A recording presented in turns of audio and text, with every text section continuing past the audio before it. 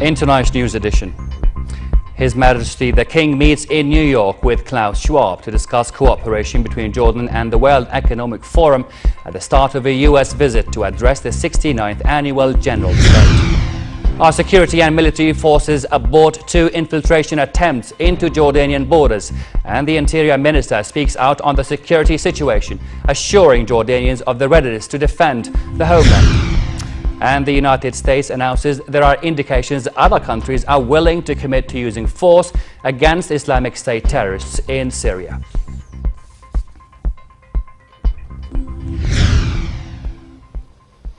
Good evening and very warm welcome to the news.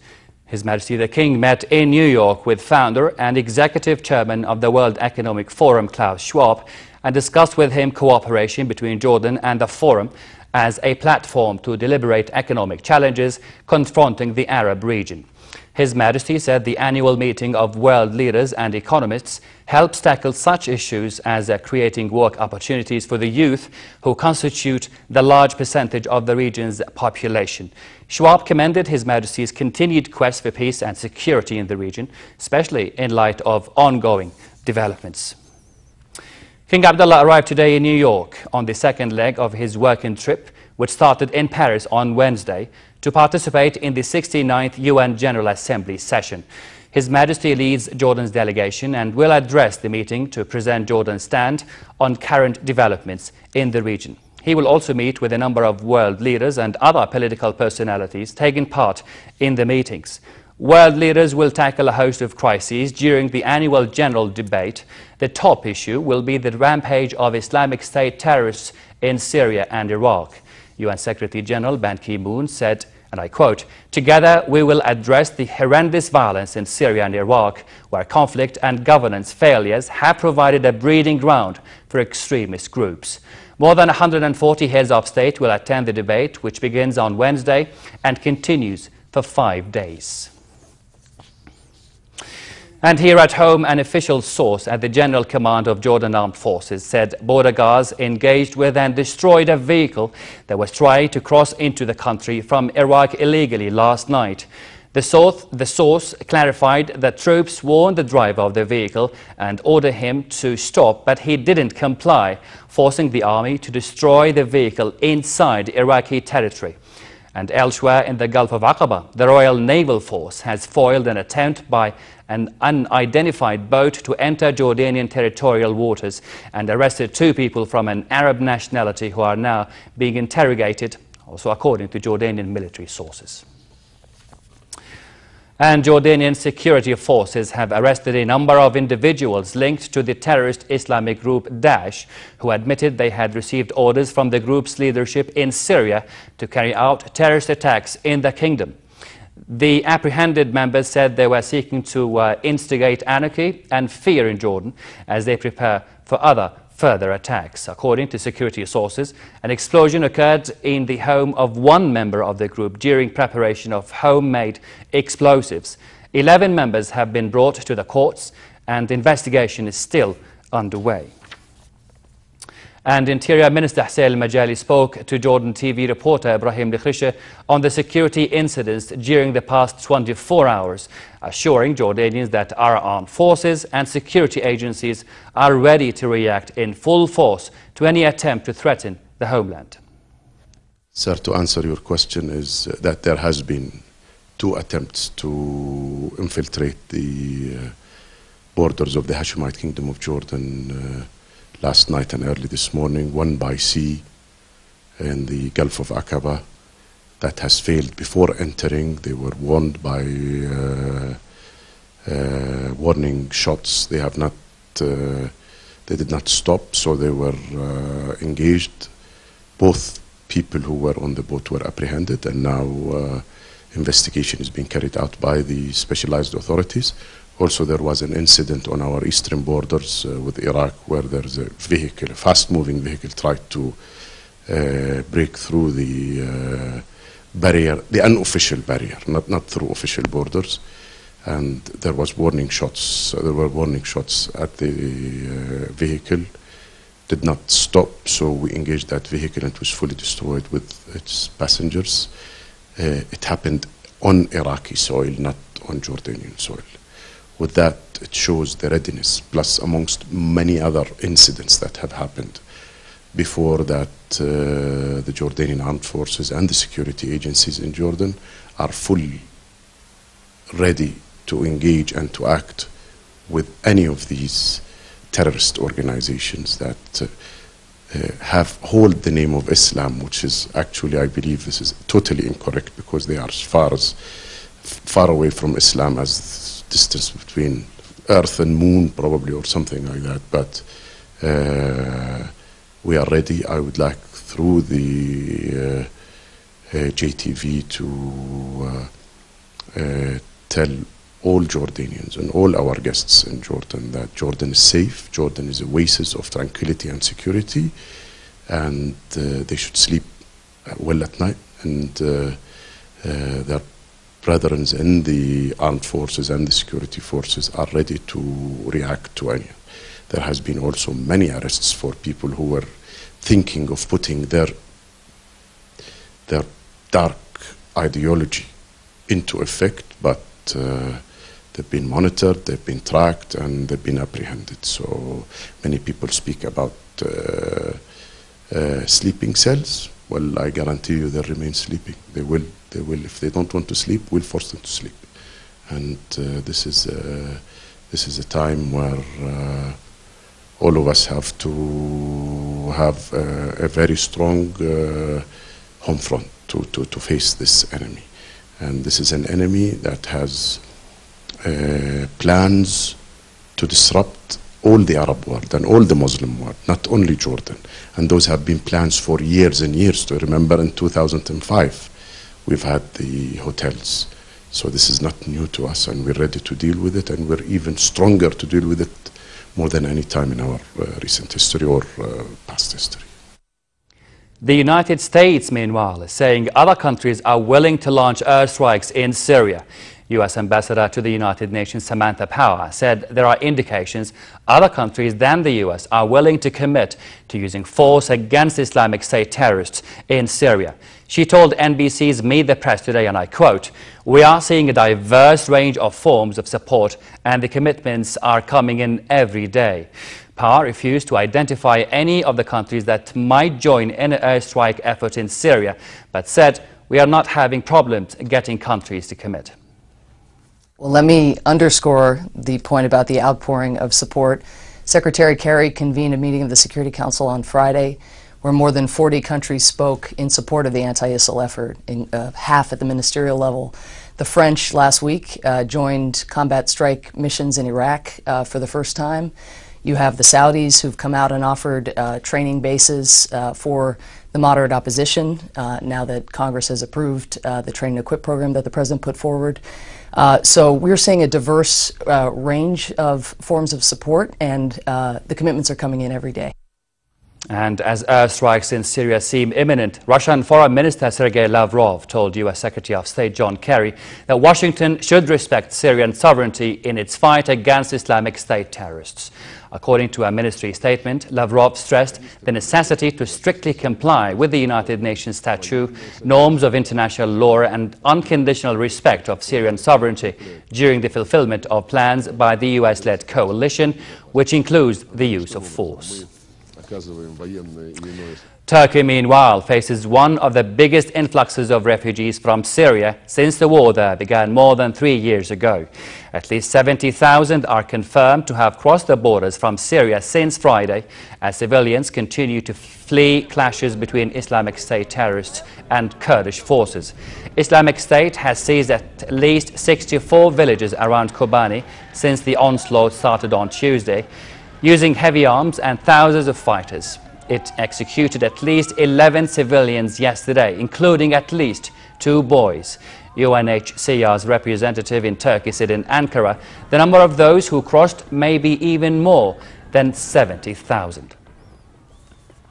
And so while we are still able to do cross-border into certain areas of Syria, Idlib and so on, this is not the case for the area from which people have fled in the last 2 days. It is not possible to reach cross-border or cross-line at the moment. So yes, the only option was crossing into Turkey. And back here at home, Prime Minister Abdullah Mansour said common assaults and violations against the electricity grid must be tackled to minimize lost power and vowed to take a tough line against violators. Chairing a cabinet meeting devoted to the issue of electricity theft, Mansour urged authorities to hit hard at any violation of the law or attempt to challenge law and order.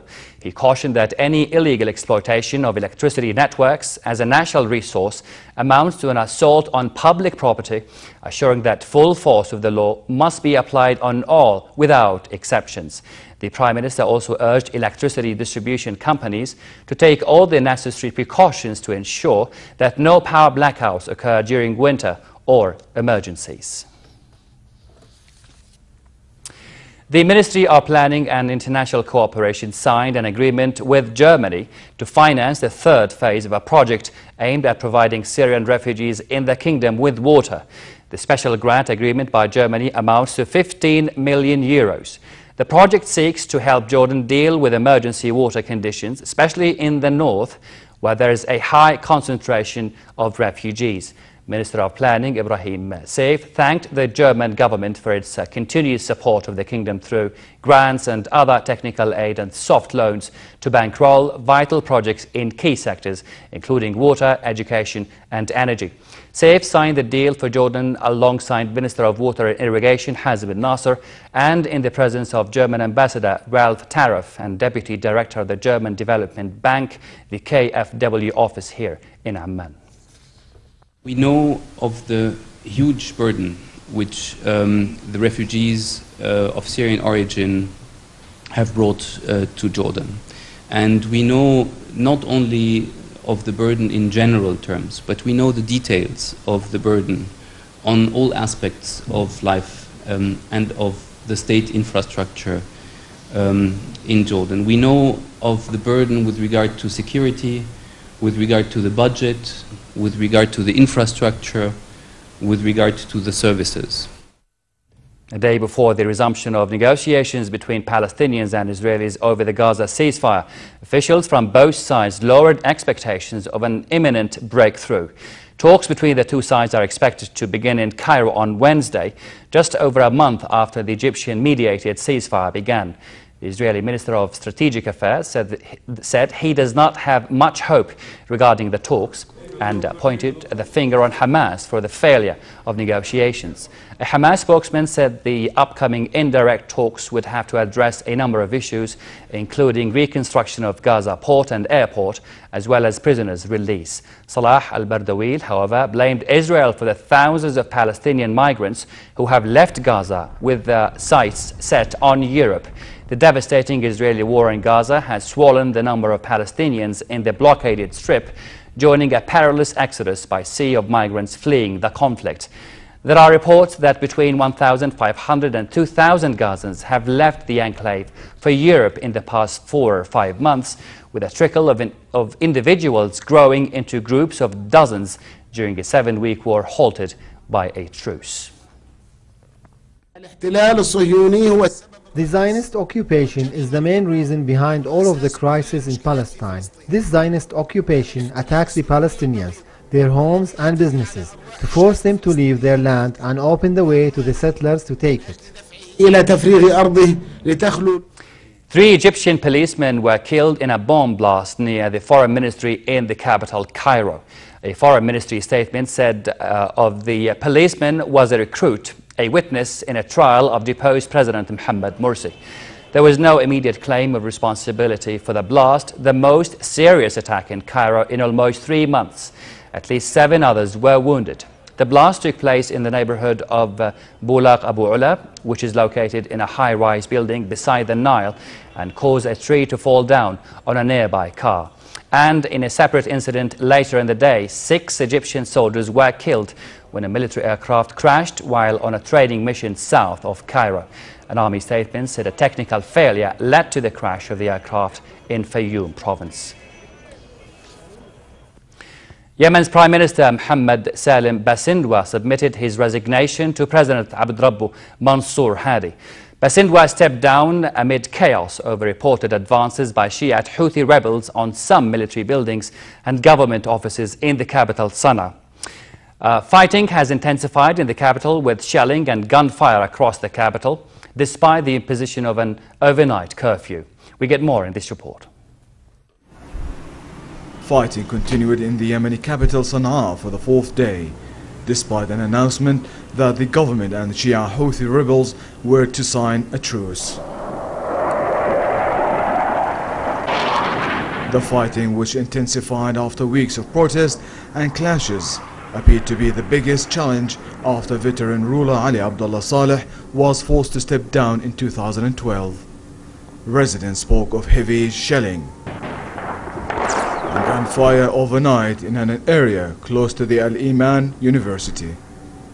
The rebels said they had taken control of the headquarters of state television, and Yemen's Higher Security Committee announced a curfew in 4 areas of the capital from 9 p.m. until 6 a.m. and schools were shut until further notice. The Shia group's advance on the capital has left schools dead this week and damaged many key buildings. President Abd Rabbo Mansour Hadi expressed support for the UN brokered deal that was made yesterday, and Houthis said their representatives would reach the capital traveling from Sa'da tonight to sign it. For several weeks, Houthi fighters had been advancing upon the capital, skirmishing with rivals and staging protests demanding political and economic reforms. The Houthi insurrection is one of the several threats to the stability of Yemen. Loy Balkar for the news at 10. Afghan presidential candidates Abdullah Abdullah and Ashraf Ghani Ahmad Zai signed an agreement over the formation of a national unity government to end the months-long election deadlock. They signed the agreement in Kabul's presidential palace in the wake of days of extensive talks between the candidates, with mediation made by high-ranking officials in the presence of outgoing President Hamid Karzai. Under the agreement, one of the candidates is to become the president and the other is to become the chief executive, which is to assume office in a few days. The signing of the agreement has paved the way for the Afghan Election Commission to announce the election results, possibly by tomorrow morning. An international day of action on climate change brought tens of thousands onto the streets of New York, with organizers predicting the biggest protest on the issue for 5 years. Some 100,000 people, including UN Secretary General Ban Ki-moon, New York City Mayor, US senators, celebrities, scientists, labor groups and others joined the People's Climate March in Midtown Manhattan. The New York rally is the largest on a day of events in 161 countries, among them the United Kingdom, France, Afghanistan and Bulgaria. The march comes ahead of a gathering of world leaders at the United Nations on Tuesday for a climate summit, expected to create a framework for a potential global agreement on emission late next year in Paris. In the second incident in less than 24 hours, a man was arrested for trying to enter the White House. The man showed up at one of the White House gates on foot, then showed up in his car at another gate and pulled into the vehicle's screening area. He refused to leave and was arrested for unlawful entry. The day before, a fence jumper made it all the way into the White House building before being apprehended. The Secret Service promised a full review of the incidents as questions arose about its ability to protect the president. Here's more. Everybody out right now. Go back. Everybody into the park. Right now, into the park. A day after an intruder prompted a partial evacuation, a second security incident at the White House. Less than 24 hours after a man jumped the fence, getting as far as the doors of the mansion, Secret Service say another man tried to enter the White House grounds. He was arrested for trespassing. Officers could be seen securing the area on Saturday. A Secret Service spokesman says the man in the second incident approached the White House gates on foot, was sent away, but then returned in a vehicle. Out right now. Go back. Everybody into the park. While they haven't revealed his name, they have identified the man involved in the first incident as 42-year-old Omar J. Gonzalez. Back. Everybody back in the park. Friday's security breach and this latest threat are raising concerns about operating procedures at the White House. Canadians set a Guinness World Record for the largest gathering of people dressed as Batman. More than 500 employees dressed in full Batman costumes gathered outside the headquarters of oils and gas company Nexen to raise money for charity and break a world record in the process. The minimum requirement to set the new record was 250 Batman costume-wearing participants. After being inspected and counted by a Guinness World Record staffer, the 542 Batman-clad people were pronounced the official world record holders. On behalf of Guinness World Records, I'm proud to welcome you to the Guinness World Records family. You are officially amazing. Thank you very much. Thank you. Atomic batteries to power. Turbines to speed. Roger. Ready? It's fun to stay at the YMCA. It's fun to stay at the...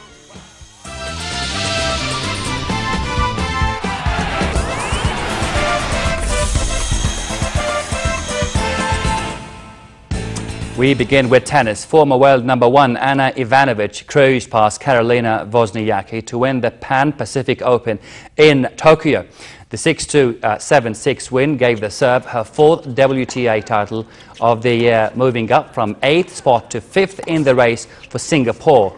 Wozniacki fought to take a lead early and was up 3-1 in the second set. But Ivanovic regained momentum and won 5 of the next 8 games to force a tiebreaker, which she completely dominated.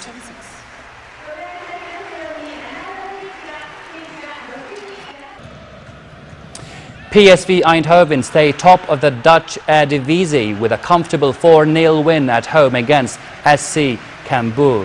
Philippe Coucou's side took the lead in the 21st minute, and the lead was doubled 16 minutes later by Jethro Willems. Cambuur's hopes of a comeback were severely dented 5 minutes before half-time, when Lucas Biker was sent off for a second bookable defence. A towering header by Jeffrey Brumer gave the home side a 3-goal lead in the 78th minute, and 2 minutes later, Maher completed the scoring with another header at the far post. The win leaves PSV on 15 points at the top of the lead, 3 clear of Ajax and Zwolle, while Cambuur slipped to 5th.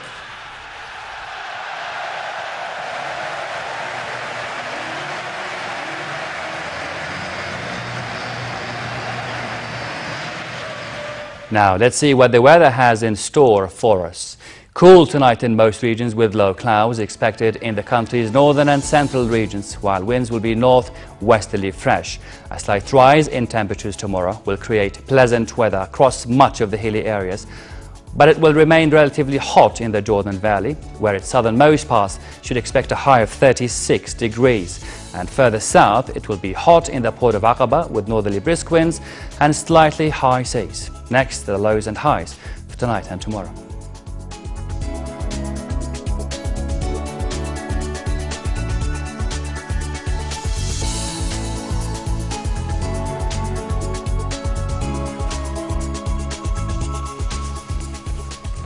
Now, our top stories once again. His Majesty the King meets in New York with Klaus Schwab to discuss cooperation between Jordan and the World Economic Forum at the start of a U.S. visit to address the 69th annual general debate. Our security and military forces abort 2 infiltration attempts into Jordanian borders, and the Interior Minister speaks out on the security situation, assuring Jordanians of the readiness to defend the homeland. And the United States announces there are indications other countries are willing to commit to using force against Islamic State terrorists in Syria. And that's the end of tonight's news. My name is Raad Btoush. Thank you so much for your company.